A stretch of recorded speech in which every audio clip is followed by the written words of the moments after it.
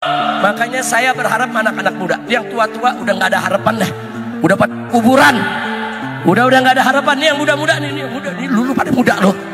Sekolah yang benar, betul. Sekolah yang bagus, betul. Kuliah yang pintar, betul.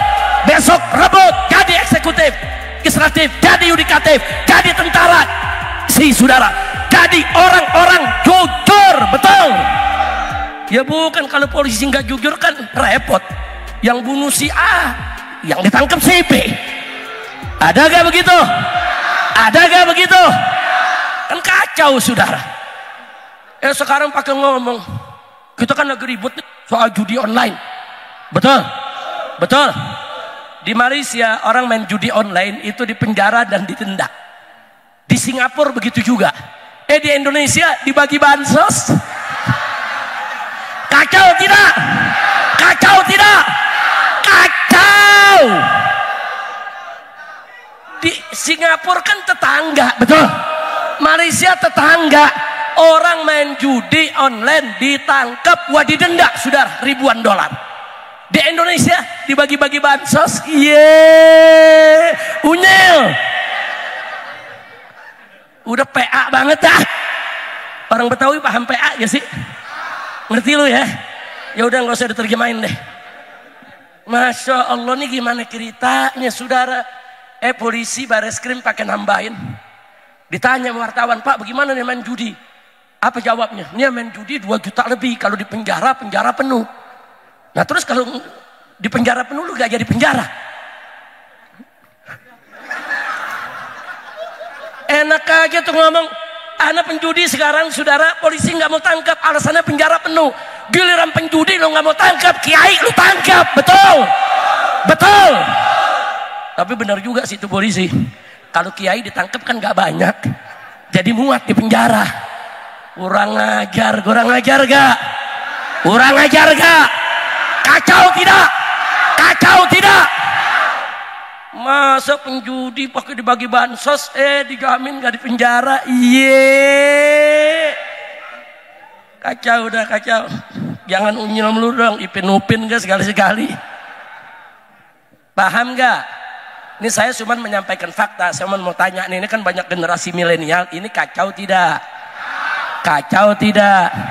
Ya kan kacau saudara. Penjudi tuh tangkep. Minimal kalau penjudinya nggak ditangkap, bandarnya lu tangkep. Betul.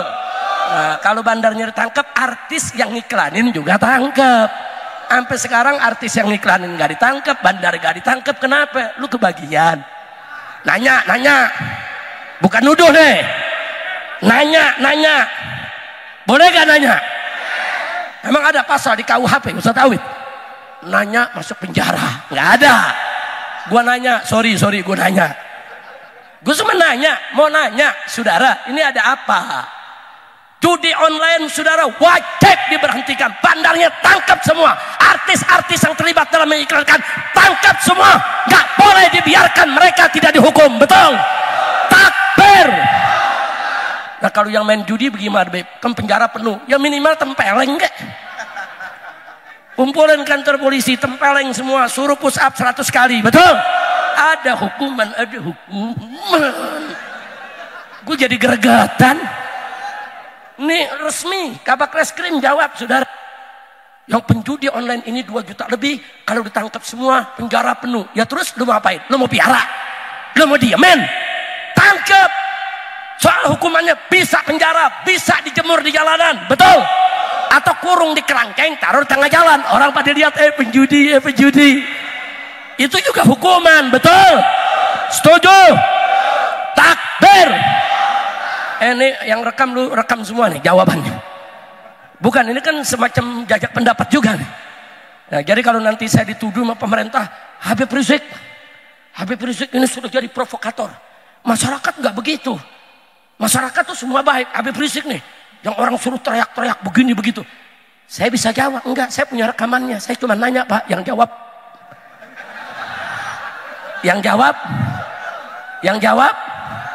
makhluk. Alhamdulillah. Udah singkat aja, udah saya mau tanya, generasi milenial semuanya siap jadi pemimpin? Siap jadi generasi yang benar? Siap jadi generasi yang jujur? siap jadi generasi yang Qur'ani. Takbir, takbir. Siap singkirkan pemimpin-pemimpin tua pengkhianat, singkirkan para penipu, singkirkan para pembohong, singkirkan para koruptor. Takbir. Sallu ala Nabi. Saya ajak yang muda-muda. Saya berharap nanti saudara, walaupun nanti saya nggak ngalami, saat ini umur saya sudah 60, mungkin pada saat anda menjadi pemimpin saya sudah tidak ada saudara, tapi setidaknya malam ini pesan yang saya sampaikan bisa masuk ke relung hati anda, ke jiwa anda. Jadikan itu sebagai pedoman hidup, bertakwa kepada Allah. Selamatkan Indonesia. Hei anak-anak muda, kalau bukan anda yang menyelamatkan ini negeri, siapa lagi? Kalau bukan generasi muda yang besok mengambil alih pimpinan untuk menjadi pemimpin yang baik, jujur, amanat, siapa lagi? Nah karena itu akhirnya semua saya ajak, mulai malam hari ini, dalam rangka kita untuk bertakwa kepada Allah, yuk jadikan kezaliman sebagai musuh bersama. Setuju? Jadikan kebohongan sebagai musuh bersama. Setuju? Jadikan segala kejahatan sebagai musuh bersama. Setuju? Nah maka itu saya minta, ini anak-anak muda semua khususnya, saudara, begitu juga orang-orang tua, anak-anaknya masih kecil, didik jangan ngebohong dari kecil. Gak boleh. Anak kecil ngebohong apapun gak boleh. Ajarkan mereka, kau jangan bohong, kau jangan dusta, kau jangan bohong, kau jangan dusta. Bisa tidak? Bisa tidak? Bisa tidak? Ada yang nanya, kalau bandel bagaimana? Nah kalau bandel kasih tahu. Kok ketawa lu? Gue ngomong apa barusan? Gue ngomong apa barusan? Gue ngomong apa? Gue nggak tahu gue ngomong apa. Lu yang ngomong. Iya bukan, saking banyak yang ngebohong tuh, sampai jadi ikon kebohongan. Masya Allah, makanya jangan ngebohong. Siap lawan kebohongan. Siap hidup jujur. Takbir. Jangan suka bohong ya kawan. Gak boleh, dalam Islam gak boleh ngebohong. Bohong itu dosa ya kawan. Bohong itu bisa merusak tatanan kehidupan. Sekali orang berbohong nanti akan 2 kali, 3 kali, 4 kali, dan akan jadi kebiasaan. Dan kebohongan yang diulang-ulang nanti orang anggap itu sebagai kebenaran.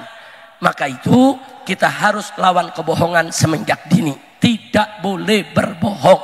Setuju tidak? Takbir. Saudara, dulu ada subsidi pendidikan, betul? Ada subsidi pertanian, betul? Ada subsidi bahan bakar, betul? Ada subsidi kesehatan, betul? Macam-macam subsidi diberikan kepada rakyat, betul? Tahu-tahu satu persatu subsidi dicabut, saudara. Alasannya apa? Gara-gara subsidi negara bangkrut. Saudara, negara bangkrut bukan karena subsidi, tapi karena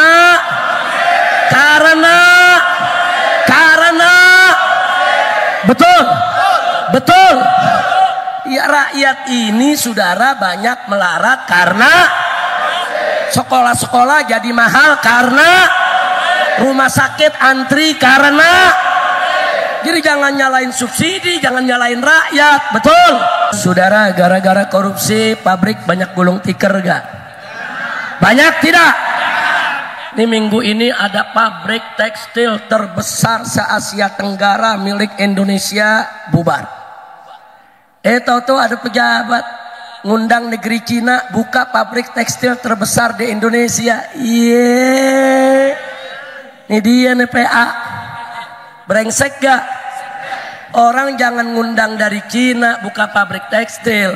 Itu pabrik tekstil yang lagi collab, selamatin. Supaya puluhan ribu pegawainya tidak di PHK. Betul? Betul? Jangan cuman mikirin komisi. Kalau dari luar negeri masuk kemari bikin pabrik, kan pejabatnya dapat komisi. Yang dipikirin cuman dirinya. Saudara, itu pabrik tekstil, saudara, Sritek, saudara, itu kan terbesar di Asia Tenggara. Puluhan ribu dia punya pegawainya, saudara. Selamatkan, suntik dana, berikan bantuan, jangan sampai bubar. Bukan ngundang dari negeri Cina buka tekstil baru. Jadi memang korupsi ini merusak negeri kita, betul? Gara-gara korupsi pabrik gulung tikar, betul? Betul? Akhirnya buruh banyak hilang kerjaan, akibat apa? Akibat apa? Pengangguran makin banyak. Akibat apa? Akibat apa? Maka itu saya mau tanya, korupsi kita biarkan atau kita lawan? Diamkan atau lawan? Siap lawan korupsi. Betul. BBM tiap hari naik melulu, tuh harga nggak pernah tetap. Betul. Betul. Yang disalahin subsidi melulu. Udah kita bilang bukan subsidi penyebabnya. Bukan. Jangan salahin subsidi. Subsidi itu hak rakyat, saudara. Subsidi itu hak rakyat, bukan pemberian negara, bukan pemberian pemerintah, bukan pemberian partai, tapi hak rakyat. Kehidupan kebutuhan pokok untuk kehidupan rakyat, saudara, harus wajib murah. Seperti air, listrik, bensin, saudara, wajib murah. Enggak boleh dong, saudara, subsidi dikit-dikit dicabut, subsidi dikit-dikit dicabut, BBM-nya naik terus, saudara. Padahal akibat dari kebangkrutan adalah korup, saudara. Maksiat merajalela akibat korupsi. Kok bisa, Bib? Tempat judi itu dilarang oleh undang-undang. Tempat pelacuran itu dilarang oleh undang-undang, saudara. Tapi faktanya di lapangan ada gak? Ada gak? Lah kok bisa? Apa aparat nggak tahu? Apa aparat nggak tahu? Yakin? Lah kok bisa ada? Kan dilarang undang-undang, saudara. Karena ada upeti, betul. Karena bayar, betul. Karena nyogok, betul. Korupsi bukan tuh? Korupsi bukan? Pungli, nyogok, saudara, itu semua korupsi. Gara-gara korupsi tempat maksiat merajalela, betul. Nah kalau tempat maksiat merajalela, preman tumbuh gak? Preman banyak gak? Jadi banyaknya preman gara-gara apa? Korupsi. Nggak sampai di situ, saudara. Sekarang gara-gara korupsi, saudara, akhirnya pabrik bangkrut, orang nganggur, nyari kerja susah, ujung-ujungnya pada nyolong, ujung-ujungnya pada jadi begal, ujung-ujungnya pada merampok. Betul, mereka penjahat, saudara. Tapi kenapa mereka bisa jadi penjahat, jadi maling, nyolong, mencuri, ngerampok, membegal, saudara? Karena mereka sudah tidak lagi punya jalan bagaimana cara mencari nafkah, saudara. Di sana dikorupsi, di sini dikorupsi, uang negara dikorupsi, pengangguran banyak di mana-mana. Jadi kita marah sama begal, kita marah sama perampok, kita marah sama pencuri, tapi kita harus lebih marah kepada koruptor. Betul? Betul. Nanti akan ada saatnya, saudara. Akan ada saatnya rakyat turun ke jalan, semua koruptor akan kita gantung di pinggir jalan, saudara. Koruptor tangkep. Jadi saya tanya, kalau gitu korupsi jahat tidak? Koruptor jahat tidak? Gara-gara koruptor maksiat merajalela, betul? Gara-gara koruptor pencurian, pembegalan merajalela, betul? Kalau begitu saya tanya, begal jahat tidak? Jahat. Yang lebih jahat mana sama koruptor? Lebih jahat mana sama koruptor? Jadi kalau begal kita kejar, hajar, koruptor juga harus lebih kita kejar dan hajar, saudara. Nggak boleh kita diam, koruptor enak-enakan. Udah korupsinya nggak tanggung-tanggung lagi. Dulu zaman Soeharto, orang korupsi, saudara, nyogok korupsi itu adanya di kolong meja. Kolong meja. Masih malu-malu. Begitu reformasi, korupsi di atas meja. Malunya udah mulai hilang. 10 tahun terakhir ame meja-mejanya dikorupsi. Lu paham nggak? Generasi milenial, lu paham nggak? Paham nggak? Di zaman Soeharto, Orde Baru, ada korupsi nggak? Ada. Korupsinya kolong meja. Habis reformasi ada korupsi nggak? Korupsinya di mana? Atas meja. Sekarang korupsinya bagaimana? Meja-mejanya dibawa lari. Kacau tidak? Ayo jujur, kacau tidak? Nah kekacauan ini saudara perbaiki atau biarkan? Perbaiki atau biarkan? Yakin? Betul?